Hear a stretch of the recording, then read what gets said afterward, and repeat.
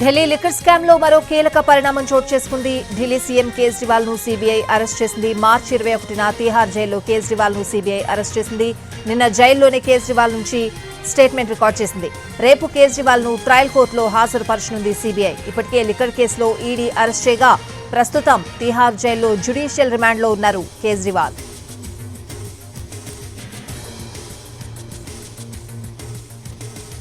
Delhi liquor scam లో కీలక పరిణామం చోటు చేసుకుంది. ఢిల్లీ సీఎం కేజ్రీవాల్ ను సీబీఐ అరెస్ట్ చేసింది. పూర్తి అప్డేట్స్ అడిగి తెలుసుకుందాం. మా ప్రతినిధి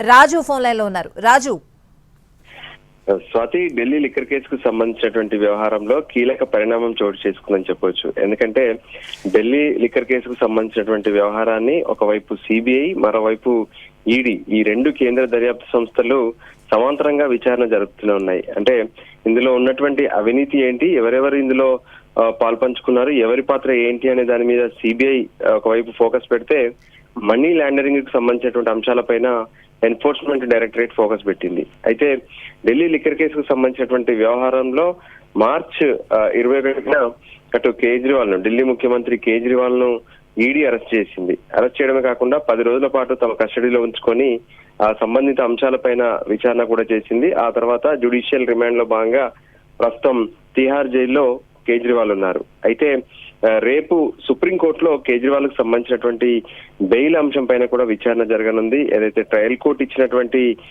బెయిల్ ను అటు హైకోర్టు స్టే ఇచ్చింది. దాంతో అదే అంశం పైన రేపు ఈడీ కేసుకు సంబంధించినటువంటి వ్యవహారంలో సుప్రీంకోర్టులో విచారణ జరగనుంది. ఈలోగా సెంట్రల్ బ్యూరో ఆఫ్ ఇన్వెస్టిగేషన్ అంటే సిబిఐ రంగంలోకి దిగింది.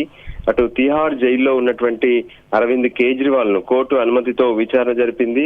వెంటనే అదుపులోకి కూడా తీసుకుంది. అంటే లిక్కర్ కేసుకు సంబంధించినటువంటి పలు అంశాలపైన కేజ్రీవాల్ ద్వారా మరికొంత సమాచారాన్ని సేకరించాలి. అందుకోసమే అటు సిబిఐ అరెస్ట్ చేసిందనే విషయాన్ని స్పష్టం చేస్తున్నారు.